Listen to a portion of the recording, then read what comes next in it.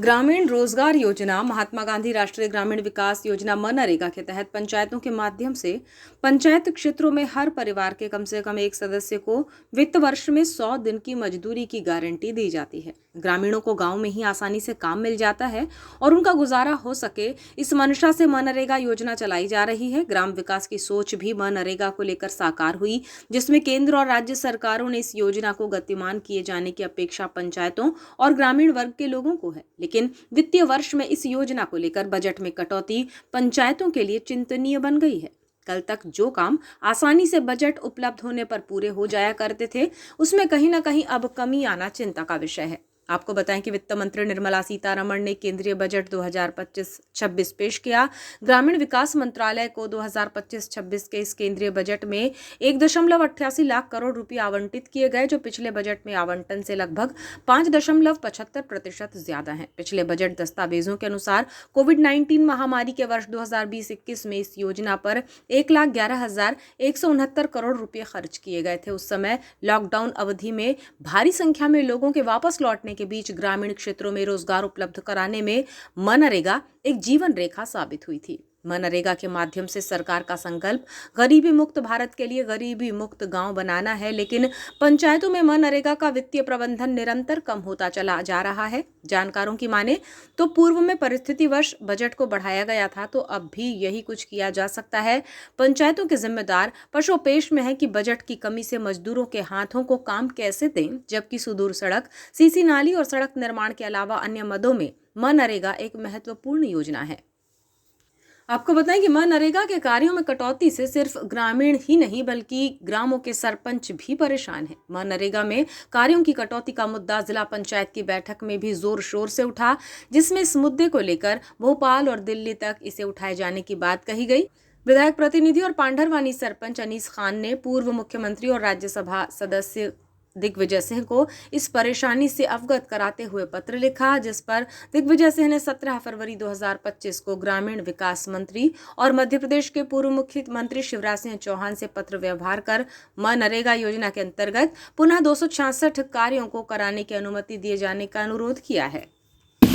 हमारे जो मध्य प्रदेश में है, गत 1/7/2024 को समथिंग एक आदेश जारी हुआ मध्य प्रदेश शासन से। उसमें 266 कामों को छोड़ते हुए सिर्फ 24 कामों को करने हेतु आदेशित किया गया है, और उसमें भी जो है सिर्फ रोजगार गारंटी योजना में जो मजदूरी के कार्य हैं उसकी भर राशि शासन देगा, और सामग्री की राशि जो है उसकी कटौती करने की है। उससे संपूर्ण मध्य प्रदेश की ग्राम पंचायतों में ये दिक्कत हो रही है कि लोगों को हम लोग रोज़गार नहीं दे पा रहे हैं और कार्य भी नहीं कर पा रहे हैं, क्योंकि सामग्री का पैसा उन्होंने बंद कर दिया। मजदूरी सिर्फ 24 कामों में देना है, और वो 24 काम भी जो है ऐसे हैं कि जिसे करने में भारी परेशानी का सामना करना पड़ेगा। तो इस संबंध में जो है गत दिवस जिला पंचायत में एक बैठक आयोजित हुई थी सामान्य सभा की। उस बैठक में जो है जिला पंचायत अध्यक्ष जी सहित उपाध्यक्ष, मुख्य कार्यपालन अधिकारीगण और समस्त जिला पंचायत के सदस्य, सभापति और अधिकारी कर्मचारी उपस्थित थे।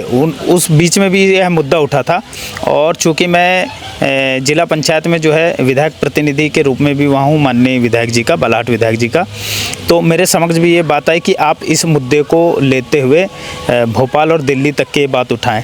तो मैंने माननीय दिग्विजय सिंह जी के समक्ष अपनी यह बात रखी। बालाघाट जिले की ये आवाज़ थी कि मनरेगा के सारे काम चालू हों।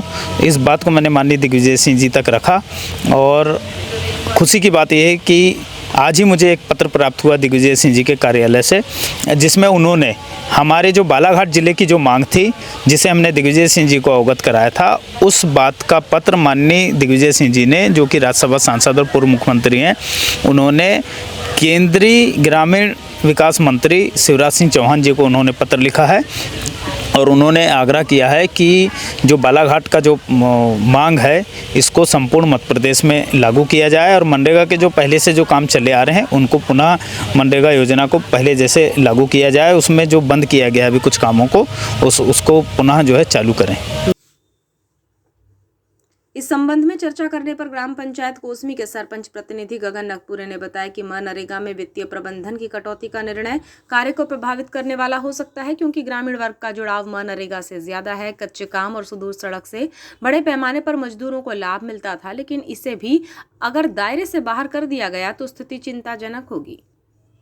इन सभी बातों को लेकर उनके द्वारा प्रदेश के पंचायत एवं ग्रामीण विकास मंत्री प्रहलाद पटेल से मुलाकात कर अवगत कराया जाएगा। ये भी सही है कि मनरेगा के वित्तीय प्रबंधन में अगर सरकार द्वारा ध्यान नहीं दिया जाएगा और कामकाज में कटौती होगी तो सीधे तौर पर मजदूरों को काम नहीं मिल पाएगा। उदाहरण के तौर पर किसी कार्य में 10 मजदूर हर दिन की मजदूरी करते थे तो अब धनराशि के संकट से 3 से 4 मजदूरों को ही पंचायतों में काम मिल सकेगा। चर्चा के दौरान गगन नगपुरे ने बताया कि पलायन की स्थिति उतनी नहीं है, लेकिन मजदूरी दर बढ़ना जरूरी है। वैसे भी काम की तलाश में श्रमिक वर्ग एक स्थान से दूसरी जगह पर पलायन करता है। जब उसे गांव में ही बेहतर मजदूरी मिलेगी तो उसके लिए ठहराव बनेगा।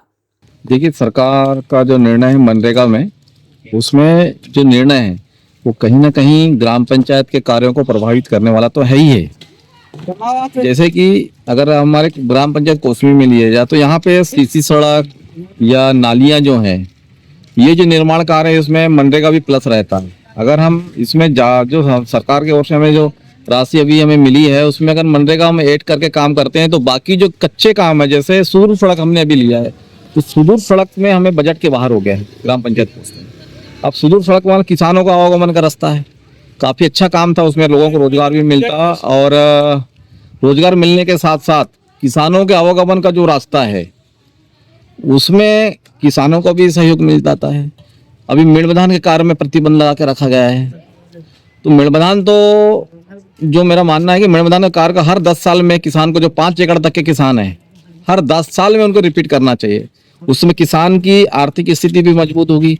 फसल जो मेड़बधान में जो पार होती है उसमें तुवल लगाते हैं या तिल्ली का लगाया जाता है, तो ऐसी फसलों को उसमें आवक भी बढ़ेगी, अच्छी फसल भी होगी और किसानों को अपने खेत सुधारने के लिए, मेड़ सुधारने के लिए बहुत अच्छी लाभकारी यह योजना मेड़बधान है। इसे हर 10 साल में रिपीट करना चाहिए। तभी क्या सरकार से या मंत्री जी से कोई बात हो पाई योजनाओं को लेकर? अभी इस संबंध में मेरा भोपाल जाना होगा, जिसमें माननीय मंत्री प्रहलाद सिंह पटेल जी से इस विषय पर हम चर्चा भी करेंगे कि इसके जो लेबर पार्ट है उसको थोड़ा बढ़ाना ही उचित होगा, जिससे कि जो ट्राइबल एरिया है, ट्राइबल एरिया में तो आए दिन कच्चे काम कम होते हैं, कच्चे काम ज़्यादा होते हैं, पक्के काम कम ही होते हैं, तो वहाँ जो लोगों को रोजगार मिलता है और उसमें कहीं ना कहीं कमी आएगी। इससे फिर पलायन की स्थिति भी बन रही है। हाँ, वैसे तो अपने यहाँ पलायन की स्थिति अभी जो है देखी जा रही, पुराने जो लोग हैं, कुछ लोग अगर यहाँ रोजी कम मिलती है, मनरेगा में काफ़ी कम रोजी है, 200-250 रुपए में लोग कहाँ काम आजकल लेबर मिलता है जी। तो इस कारण से भी तो लोग वैसे भी बाहर पलायन करते ही हैं। मैं तो मानता हूँ कि इस कारण से ज़्यादा पलायन को नहीं मानता, लेकिन जो पेमेंट है इनका, जो रोजी है इनकी, वो बहुत कहीं ना कहीं कम है, इस कारण से पलायन होता है।